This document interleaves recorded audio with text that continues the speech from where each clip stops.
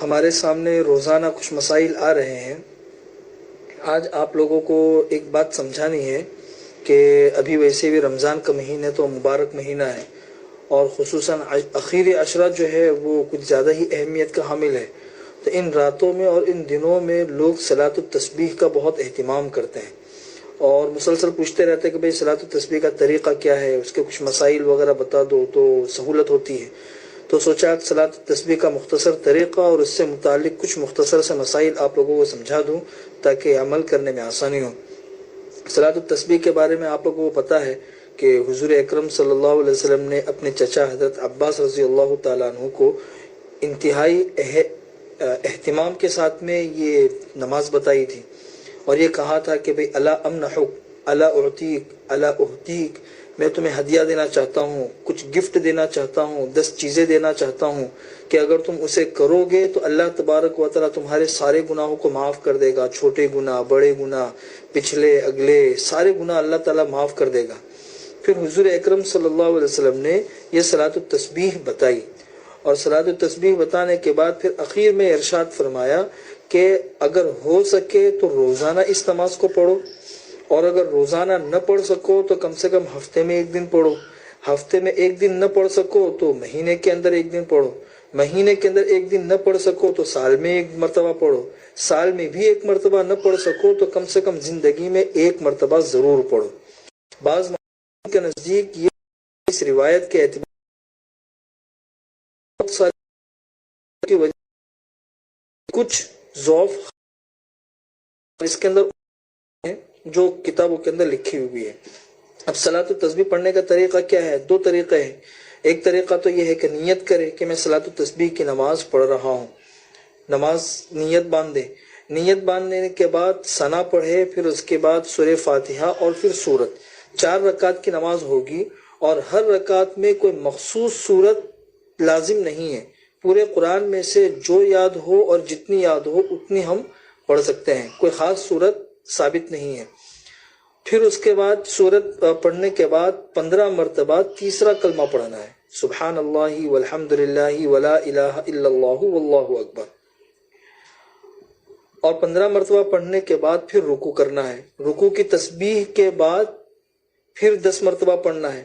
رکوع سے کھڑے ہوں گے تو پھر اس کے بعد 10 مرتبہ یہ تیسرا کلمہ پڑھنا ہے،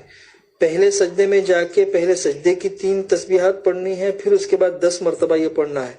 پھر سجدے سے بیٹھنے کے بعد 10 مرتبہ پڑھنا ہے، دوسرے سجدے میں جائیں گے تو پھر 10 مرتبہ پڑھنا ہے، دوسرے سجدے سے فوراً اٹھتے تھے تو فوراً اٹھنا نہیں ہے، بیٹھیں گے اور پھر 10 مرتبہ یہ تیسرا کلمہ پڑھیں گے، پھر اس کے بعد اٹھیں گے۔ اس طریقے سے ایک رکعت میں 75 مرتبہ ہوتا ہے، اور چاروں رکعتوں کے اندر یہ 300 مرتبہ تسبیح ہوتی ہے۔ چونکہ یہ تیسرا کلمہ اس پوری نماز کے اندر 300 مرتبہ پڑھا جاتا ہے، اس وجہ سے اس کو صلاۃ التسبیح کہتے ہیں۔ ایک طریقہ تو یہ ہے، اور پھر اسی طریقے کے اندر دوسری رکعت کے اندر بیٹھیں گے، دوسری رکعت میں اور چوتھی رکعت میں پہلے التحیات پڑھیں گے، پہلے یہ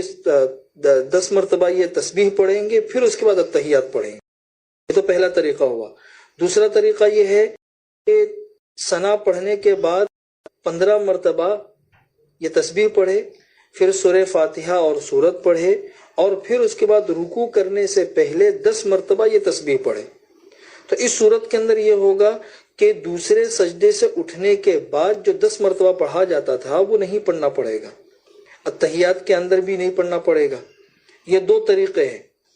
پہلے طریقے کے اندر قیام میں صرف 15 مرتبہ تھا، اور دوسرے طریقے کے اندر قیام میں 25 مرتبہ یہ تسبیح پڑھنی ہے۔ پھر اس سے متعلق 2-3 کچھ مسائل ہے، وہ بھی سمجھ لیجئے۔ ایک مسئلہ تو اس کے اندر یہ ہے کہ جیسے میں نے آپ لوگوں کو بتایا کہ کوئی مخصوص سورت پڑھنا اس کے اندر لازم نہیں ہے، پورے قرآن میں سے جتنی آیتیں اور جو صورتیں یاد ہو وہ پڑھ سکتے ہیں۔ اور دوسرا یہ ہے کہ اس کے اندر جب تسبیح کو ہم گنیں تو زبان سے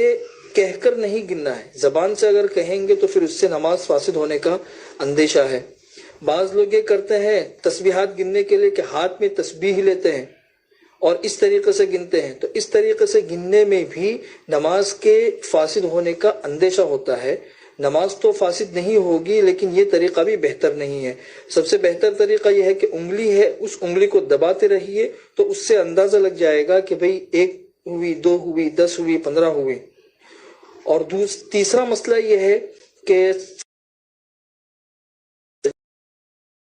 کے اندر جب جائیں گے تو وہاں صرف سجدے ہی کی تسبیحات پڑھیں گے، یہ تسبیحات نہیں پڑھیں گے جو تیسرے کلمے کی ہے۔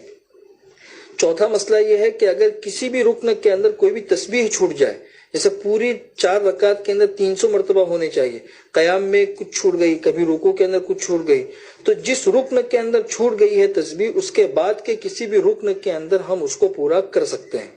کسی بھی رکن کے اندر۔ بس اتنا خیال رکھے کہ جب دوسرے سجدے سے کھڑے ہوتے ہیں، دوسرے سجدے سے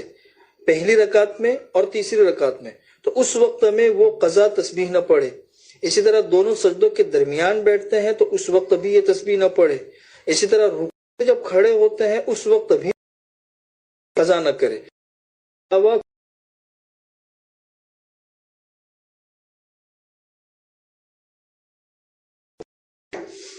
اللہ تبارک و تعالی ان باتوں پر عمل کرنے کی ہمیں توفیق نصیب فرمائے۔